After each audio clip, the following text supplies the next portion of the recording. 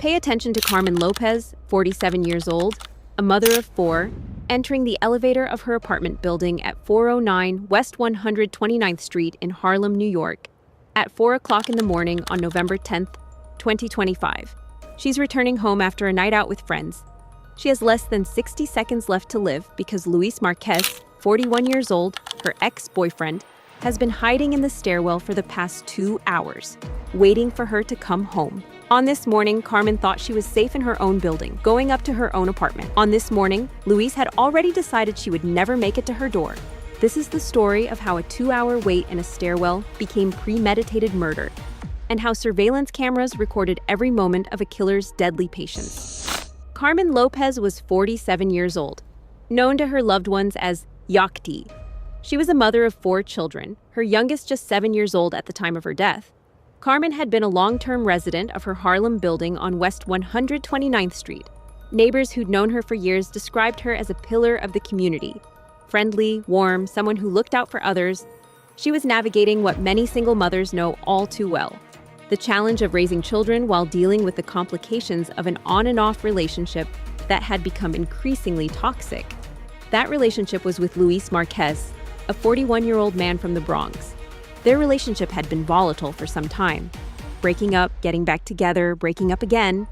The cycle of dysfunction that's all too common in domestic violence situations. By November 2025, Carmen had been trying to separate from Luis permanently. And that decision, that attempt to finally end the relationship for good, put her in the most dangerous position a domestic violence survivor can face. Because statistically, the most dangerous time for someone in an abusive relationship is when they try to leave. That's when the abuser feels they're losing control. That's when the violence escalates. That's when separation becomes lethal. On the night of Saturday, November 9th, 2025, Carmen went out with friends to a club. She was socializing, having a good time, living her life. What she didn't know was that Luis Marquez had followed her there, that he was stalking her, that after a brief, tense exchange at the club, he would leave and drive directly to her apartment building, and that he would wait there, in the shadows of the stairwell, for 2 hours until she came home. After the brief confrontation at the club on Saturday night, Luis Marquez left. Instead of going back to his home in the Bronx, he drove to Harlem, to Carmen's apartment building at 409 West 129th Street. He arrived around 2 a.m. on Sunday, November 10th. And then he did something that would become the most damning evidence of premeditation in the entire case. He entered the building's stairwell, and he waited. The surveillance evidence modern apartment buildings in New York are equipped with extensive surveillance systems. Lobbies, elevators, corridors, stairwells, cameras everywhere, recording everything in high definition. And those cameras captured Luis Marquez entering the building at approximately 2 a.m. They captured him moving into the stairwell. They captured him putting on a mask to conceal his identity. And they captured him staying there for 2 hours, just waiting.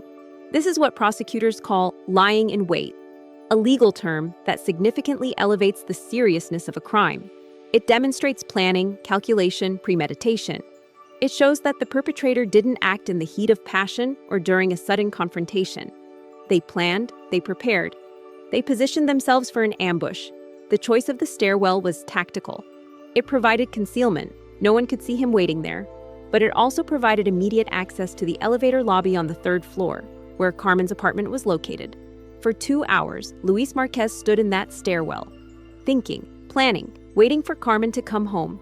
Think about what goes through someone's mind during 2 hours of waiting to commit murder. The commitment it takes, the calculation, the absolute certainty that when your target arrives, you're going to kill them. This wasn't a fight that got out of hand. This wasn't a momentary loss of control. This was a man who traveled from the Bronx to Harlem, positioned himself strategically, concealed his identity, and waited with deadly patience for his ex-girlfriend to return home. The ambush. At approximately 4 a.m., Carmen Lopez entered her building. She took the elevator to the 3rd floor. As the elevator doors opened and she stepped into the hallway, Luis Marquez lunged from the stairwell. Neighbors would later report hearing a commotion and the sound of people arguing between 3 and 4 a.m., but the attack was swift and overwhelmingly violent. Luis pinned Carmen to the ground in the hallway just outside the elevator, and then he began stabbing her. Over and over and over again. The attack was so fast, so brutal, that by the time anyone could respond, Luis had already fled, and Carmen lay dying in her own hallway, just meters from her apartment door. The medical evidence in this case tells the story of violence so extreme that it shocks even experienced investigators. The forensic reality initial reports from the scene indicated that Carmen had been stabbed approximately 18 to 20 times. That number alone would have been horrific. But as the forensic examination progressed, the true extent of the violence became clear. Carmen Lopez had been stabbed up to 50 times, 50 stab wounds, concentrated in the throat, chest, and stomach. High lethality zones designed to cause maximum damage and rapid death. In forensic psychology, this is called overkill, the infliction of far more injury than necessary to cause death. It's a signature of what criminologists call expressive violence in intimate partner homicides, where the perpetrator's motivation is driven by intense emotion, jealousy, rage, or the need for total domination. The sheer volume of wounds tells investigators something crucial about the killer's state of mind. This wasn't just about ending Carmen's life. This was about rage, about punishment, about making her suffer. The location of the wounds, particularly the throat, suggests a deliberate attempt to silence her, to ensure she couldn't scream, couldn't call for help, couldn't fight back. The discovery. Approximately 15 minutes after the attack, a building cleaner or superintendent found Carmen lying in the hallway near the elevators. Emergency services were called immediately. Carmen Lopez was rushed to Mount Sinai Morningside Hospital, but the injuries were too severe. She succumbed to her wounds that morning. Carmen's 4 children, including her 7-year-old, would never see their mother again, because Luis Marquez, a man she'd been trying to leave, decided that if he couldn't have her, no one would. The killer's injuries. Here's where Luis Marquez made a critical mistake. In high-frequency stabbing attacks, the perpetrator often sustains what are called slip wounds, cuts to the palms or fingers that occur when the hand slides from the knife handle to the blade, especially when it becomes slick with blood. On the afternoon of November 10th, just hours after murdering Carmen, Luis Marquez appeared at Lincoln Hospital in the Bronx seeking treatment for significant cuts to his hands. Hospital staff noticed something suspicious. The cuts looked like defensive wounds or slip wounds from a knife attack, and Marquez was still wearing clothing that matched descriptions from the surveillance footage at the crime scene. Police were notified immediately. On November 11, 2025, just one day after Carmen's murder, Luis Marquez was arrested and charged with second-degree murder. The 2-hour wait in the stairwell was on camera. The attack was witnessed by neighbors. The slip wounds on his hands connected him to the violence, and his own decision to seek medical treatment led police right to him.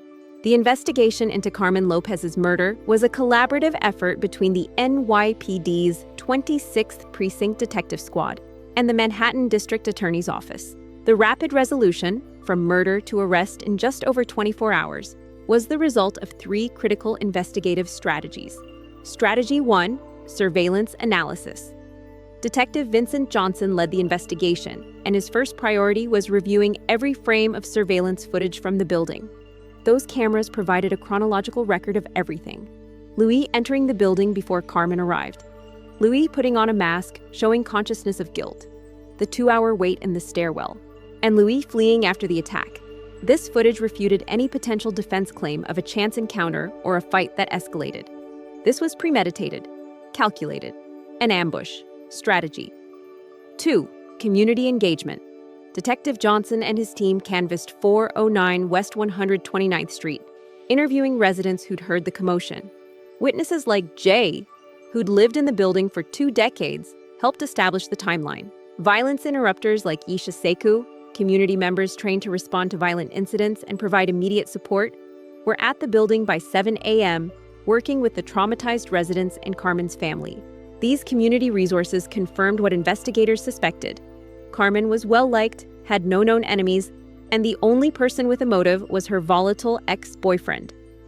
Strategy. 3. Medical facility monitoring.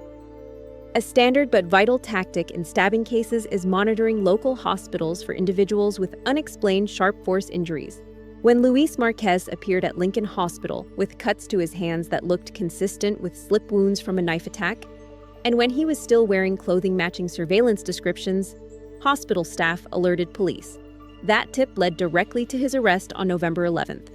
The indictment.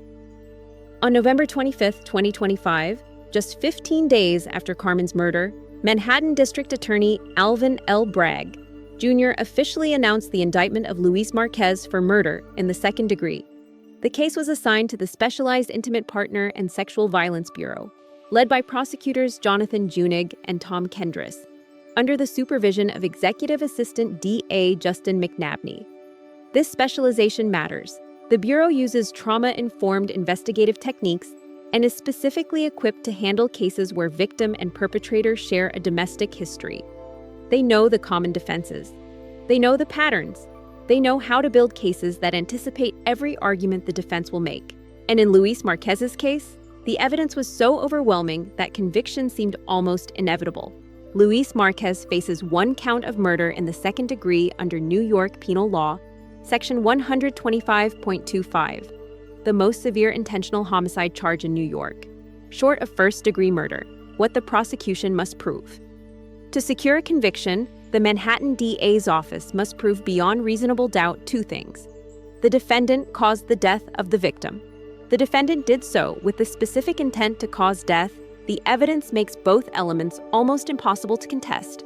The stalking at the club, the drive from the Bronx to Harlem, the mask to conceal identity, the 2-hour wait in the stairwell, the 50 stab wounds concentrated in lethal zones.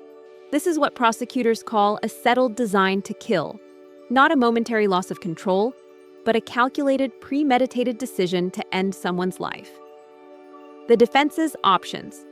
Following his arrest, Luis Marquez was ordered to undergo psychiatric evaluation. This is standard in high-violence homicides, especially intimate partner cases. The defense could attempt to argue extreme emotional disturbance, EED, a claim that Marquez was so emotionally disturbed that he couldn't control his actions. If successful, this wouldn't result in acquittal, but could reduce the charge from murder to manslaughter. But here's the problem with that defense: the 2-hour wait. A person in the grip of uncontrollable emotional disturbance doesn't calmly wait for 2 hours in a stairwell. They don't put on a mask to hide their identity. They don't travel from one borough to another to set up an ambush. Those actions demonstrate high-level cognitive functioning and planning, completely inconsistent with a heat of passion defense. The sentence murder in the second degree is a Class AI felony in New York. If convicted, Luis Marquez faces a mandatory, indeterminate sentence ranging from 15 to 25 years to life in prison. Given the extreme violence, up to 50 stab wounds, the element of stalking, and the 2-hour lying-in-wait period, prosecutors are expected to advocate for the maximum, 25 years to life. Luis Marquez is 41 years old. A 25 to life sentence means he wouldn't even be eligible for parole until he's 66 years old. And even then, release isn't guaranteed. For the family of Carmen Lopez, her 4 children, including that 7-year-old who will grow up without a mother, no sentence will ever be enough. But justice demands accountability. And the evidence in this case makes that accountability virtually certain. Carmen Lopez's murder isn't an isolated tragedy. It's part of a national epidemic that claims thousands of lives every year. The statistics. According to the Manhattan District Attorney's Office, approximately 50% of female homicides nationwide are perpetrated by an intimate partner. 1 in 2 women murdered in this country is killed by someone they loved or once loved, by a current or former boyfriend or husband, by someone they trusted. Carmen's case illustrates what criminologists call lethality markers, warning signs that a domestic relationship is escalating toward potential murder. A history of relationship volatility, the on and off cycle, stalking behavior following Carmen to the club, the use of extreme physical force, 50 stab wounds, the timing, attempting to leave the relationship, why leaving is dangerous. The most dangerous time for a domestic violence survivor is when they try to leave. Breakups are statistically when the most lethal violence occurs, because the abuser perceives a total loss of control. Carmen had been trying to separate from Luis permanently. That decision, reclaiming her autonomy, protecting herself and her children, put her in lethal danger. And the systems designed to protect her weren't enough to prevent what happened in that hallway. The community response. In the hours after Carmen's murder, the Harlem community mobilized. Violence interrupters like Isha Sekou were at the scene by 7 a.m., providing immediate support to residents and Carmen's family. These community members provide critical services that formal legal systems often can't. immediate, culturally competent crisis management and trauma support. They help families navigate the chaos. They connect survivors to resources. They work to prevent retaliatory violence. In Carmen's case, they also helped investigators by engaging with traumatized neighbors who might otherwise have been too afraid or distrustful to speak with police. Early Intervention District Attorney Alvin Bragg emphasized that early intervention is the only way to break the cycle that leads to intimate partner femicide. But early intervention requires resources, training, and systemic coordination that many jurisdictions still lack. It requires taking stalking seriously, enforcing restraining orders, providing emergency housing for survivors, training law enforcement to recognize lethality markers, supporting community violence interrupters. Carmen Lopez deserved that intervention. She deserved protection. She deserved to raise her 4 children in safety, for Carmen's children. Carmen's youngest child was 7 years old when she died. That child will grow up without a mother. So will her other 3 children.